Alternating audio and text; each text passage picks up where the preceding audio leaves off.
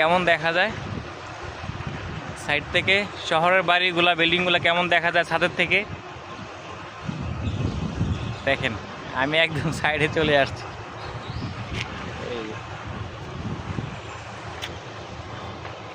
এই যে এই সাইডটা অনেক সুন্দর লাগতেছে, দেখছেন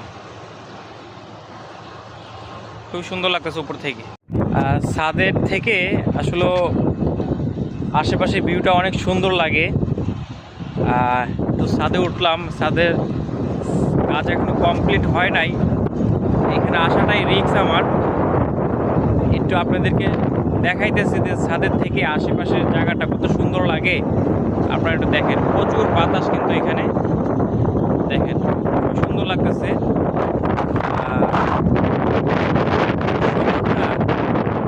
দেখা যায় যে শহরের বাড়িঘর কেমন নাকি উপর থেকে একদম দেখা যায়, খুবই সুন্দর লাগতেছে। কিন্তু দেখেন আপনারা এই সাইডটা খুব সুন্দর লাগতেছে, আর প্রচুর বাতাস কিন্তু এখানে।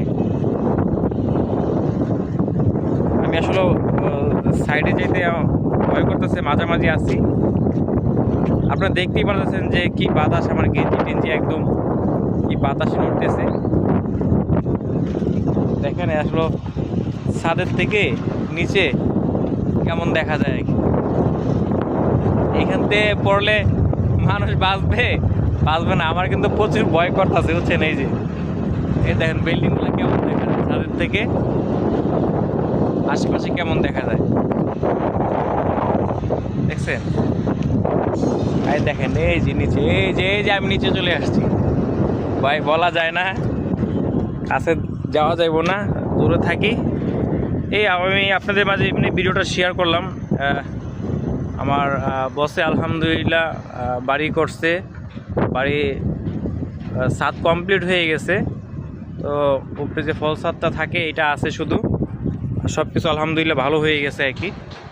একটু ছাদে আসছিলাম দেখার জন্য, ভাবলাম আপনাদের মাঝে একটা ভিডিও শেয়ার করি আর কি।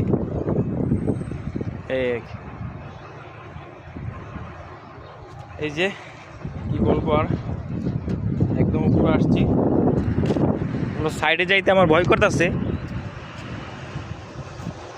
এই যে সাইড থেকে দেখছেন কেমন দেখা যায় সাইড থেকে, শহরের বাড়িগুলা বিল্ডিংগুলা কেমন দেখা যায় ছাদের থেকে। দেখেন আমি একদম সাইডে চলে আসছি।